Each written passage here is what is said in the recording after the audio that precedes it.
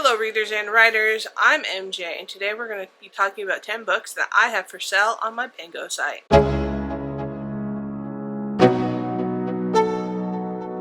What is Pango? PangoBooks is an online secondhand book where you can purchase books directly from other readers. It's great because it is reader-centric. It's a great way to pass on books that you don't want to keep on your shelf and pick up secondhand books so that we are being a little bit more environmentally friendly. I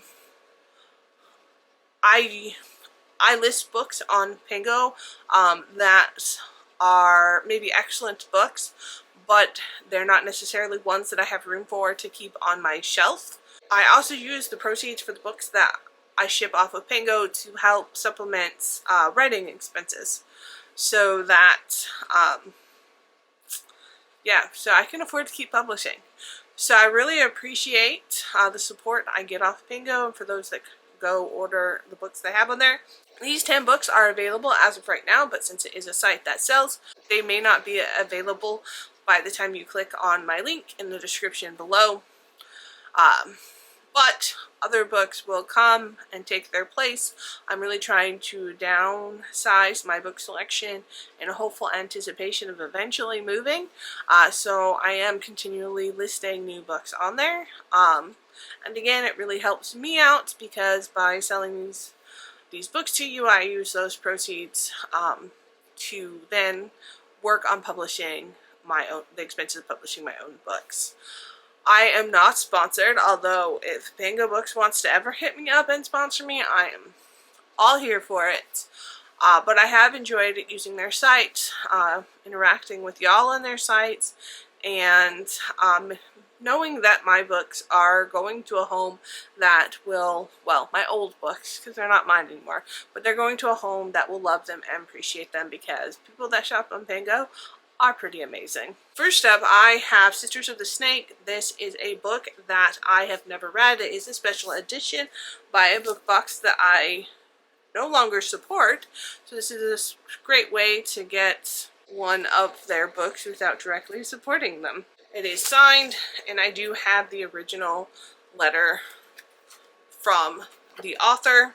This book is never read because by the time I finally picked it up, I picked it up on audiobook. I ended up DNFing it pretty quickly because it's just extremely YA and it just wasn't for me.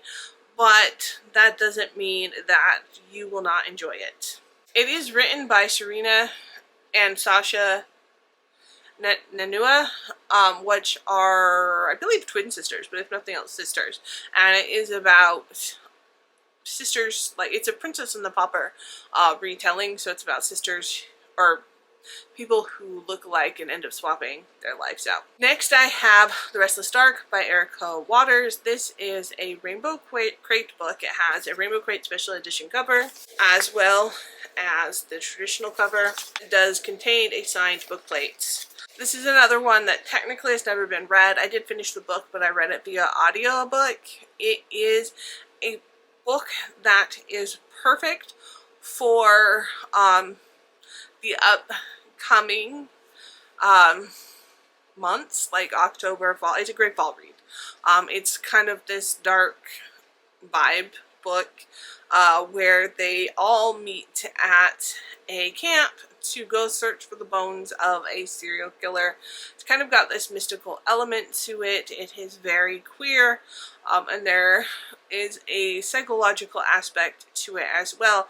I enjoyed it for the most part. I do think it could have been fleshed out a little bit better. I don't tend to keep a lot of YA on my shelves anymore, which is one of the reasons why I'm getting rid of it. I did enjoy, and I'm glad that I read it, but it's not one I probably would pick up again. And I do think that there are people out there that are going to adore this, especially this amazing cover.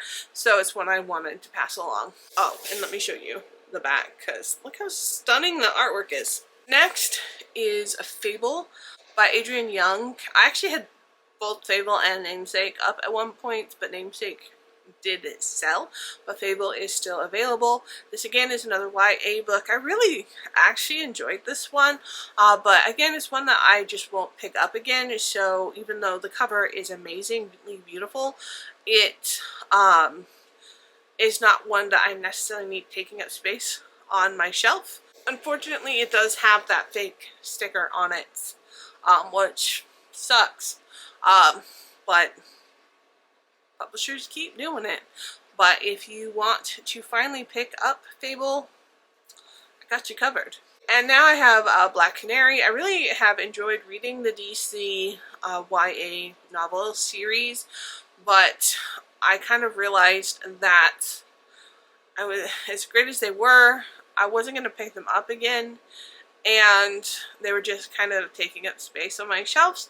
So I did decide to unhaul the entire series. I do still have some of the other books on Pango as well, but they're a fun read, very YA. If you're into DC probably a little bit more than me, you would probably enjoy them more. I don't know, I really enjoyed them. They're all by different authors, so very different.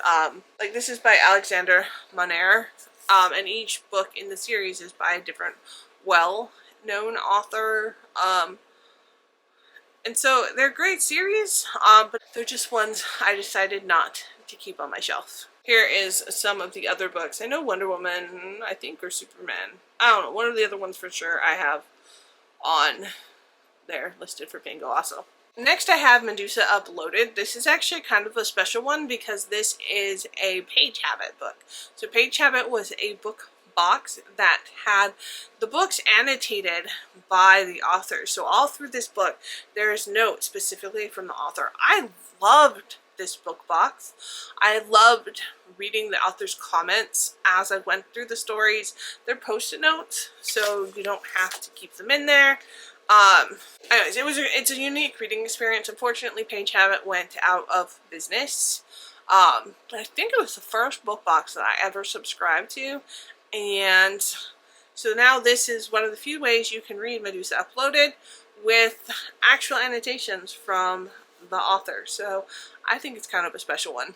Then I have A History of Wild Places by Shia Earnshaw.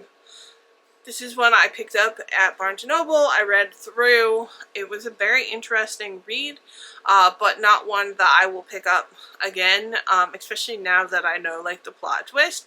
So it's in really, really good condition, like new, if not completely new. You probably not even tell that I've read it through once. And so now I listed on Pango so somebody else can read that plot twist. And then I have The People We Meet on Vacation by Emily Henry. Emily Henry is not a writer type of writer that I would typically pick up. She's very romance based, but she writes a lot of romance books about books. This one's not, but a lot of her other ones are, and that's why I kind of started reading her. So when this was a book of the month selection and I had a subscription, I did pick this up. I did read it. I did enjoy it, but it's not one that I will ever read again. And I know that Emily Henry has a huge fan base, and there are people that specifically collect the Book of the Month edition, so I thought it was best to list this for people that would probably appreciate the physical copy more than myself. But it's a good read. I mean, for what it was, which is considering not my normal genre, I think that sounds. I also have The Subtle Art of Not Giving A by Mark Manson. I believe his second book to this is listed there as well, unless I sold it. I don't know. You can go check. I love contemporary psychology books. For me specifically, I thought this was just a little bit too simplistic for me to ever need to go back to reference it again. I'm glad I read it. I think other people will definitely appreciate it more. Coming from a psychology background, I tend to like my contemporary psychology books to be a little bit more scientific than this one. This is definitely a little bit more self-helpy, and but that's not knocking the book. It's a bestseller for a reason. And I think a lot of people have gotten a lot out of this book, and if you are interested in it, it's listed on my Pango site. This is Once in the Future. I did end up listening to this on the audio, so technically this is unread, although there's a little bit of shelfware on there, and I do try very best to, if there's any sort of creasing or anything of the sort, I do try to picture it so that people are very aware of what they're getting, because as a book collector, I hate buying used books and then lo and behold they're like library editions or they have like busted covers, and I just do not want to be that type of person. So if there's any sort of anything, I try and take a picture of it so people can make an informed decision of the book that they're buying. This is just one that I was really, really excited about, but then when I read it, it just wasn't quite me. Nothing wrong with the book itself, it's just YA. And again, nothing wrong with YA, nothing wrong with people that love YA. I'm just passing it along to somebody who will love it more than I did. And last but not least, I have Persephone Station. This is very queer with non-binary representation, but the author themselves are not non-binary, at least as close as I could tell. It was interesting, but it wasn't specifically as memorable as I hoped it would be.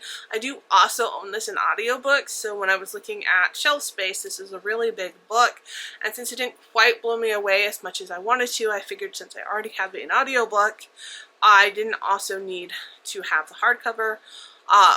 But I do think that other people will absolutely enjoy this, and again, this is another book that I bought and then listened to it in audio, which tends to be a thing for me, and I'm trying really, really hard to not keep doing that. So here are 10 books that I have listed on my Pango site, and they are not every book I have on my Pango site. So go check out the link to see what else I have available. I'm continually adding new books as I work towards minimizing my physical TBR down to something that, you know, eventually I can move with. So thank you for joining me. Thank you for supporting my channel. And just remember, every book you buy off my Pango site helps support the fact that I can keep writing. And so I'm eternally grateful. As always, keep reading, keep writing, and until next time.